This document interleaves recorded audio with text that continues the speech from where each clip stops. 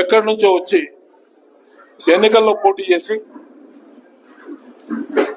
ఈనాటికి కూడా లేని అపోహలు సృష్టిస్తూ నోటికి ఏదైతే వస్తే అదే మాట్లాడుతూ ఉన్నాడు. అబండాలు వేయడమే కాకుండా అనవసరమైన మాటలు మాట్లాడుతూ ఆయన స్థాయిని దిగదార్చుకునే ప్రయత్నం చేస్తా ఉన్నాడు. ఒక చదువుకున్న వ్యక్తి అనే గౌరవం కూడా లేకుండా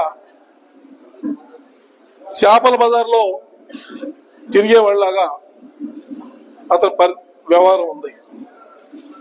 ఈ 3 రోజుల నుంచి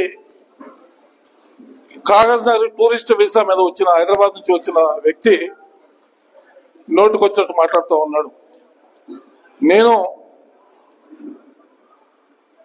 బీఆర్ఎస్ పార్టీలో చేరుతున్నా అని చెప్పి మంతనాలు జరుపుతున్నా అని చెప్పి పోతే తను నేను కాంగ్రెస్ పార్టీలో అధికారం కోసం పోయినా అని చెప్పి ఆయన నోటుకొచ్చినట్టు మాట్లాడుతూ ఉన్నాడు. కానీ నేను సంవత్సర కాలం అయింది, ఎన్నికలు అయిపోయిన తర్వాత ఏనాడు కూడా నేను ఈ వ్యక్తి గురించి నేను మాట్లాడలేదు. ఎటువంటి విషయాలు కూడా మాట్లాడలేదు. అతను ఎన్ని అబండాలు పలికినా, ఎన్ని కుయుక్తులు పనినా, ఎన్నికలప్పుడు ఎన్ని డ్రామాలు చేసినా, ఎన్నికల్లో ప్రజలు ఇచ్చిన తీర్పును శిరసా వహించి నేను ప్రజల్లో మమేకమై ఈనాడు నా జీవనం గడుపుతా ఉన్నాను. నా రాజకీయ జీవితం అందరికీ తెలుసు. 25 నుంచి 30 సంవత్సరాలు నా రాజకీయ జీవితంలో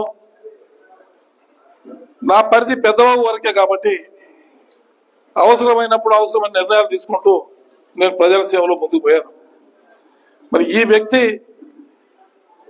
ఆయన సొంత ఊరు వదిలిపెట్టి ఈ ఊరికి వచ్చి లేని అబండాలు చెప్పి లేని ప్రజలకు మాటలు చెప్పి ఇవాళ ఎన్నికల్లో పోటీ చేశాడు.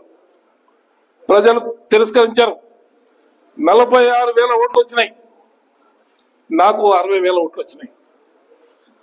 ప్రజలు తిరస్కరిస్తే తగుదునమ్మా అని చెప్పి ఇక్కడి నుంచి మొదలుపెట్టి మళ్ళీ ఎక్కడికి వెళ్ళాడు?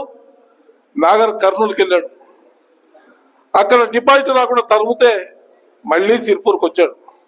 సిర్పూర్కి వచ్చి ఇక్కడ మాట్లాడుతూ ఉన్నాడు. 3 రోజుల నుంచి మాట్లాడుతూ ఉన్నాడు నేను వలసవాదిని చెప్పి. వలసవాది ఎవరో 2 సంవత్సరాల కాలంలోనే 3 సార్లు నువ్వే చెప్తా ఉన్నావు. ఒకసారి నాగర్ కర్నూలుకి ఓట్లు ట్రాన్స్ఫర్ చేయించుకున్నావు, ఒకసారి సిర్పూర్ చేయించుకున్నావు, ఒకసారి హైదరాబాద్ చేయించుకున్నావు, ఒకసారి హైదరాబాద్ కాకినాడ చేయించుకున్నావు. 4 సార్లు ఓట్లు ట్రాన్స్ఫర్ చేసుకున్న వ్యక్తి నువ్వు. వలసవాదివి నువ్వు, నేను కాదు.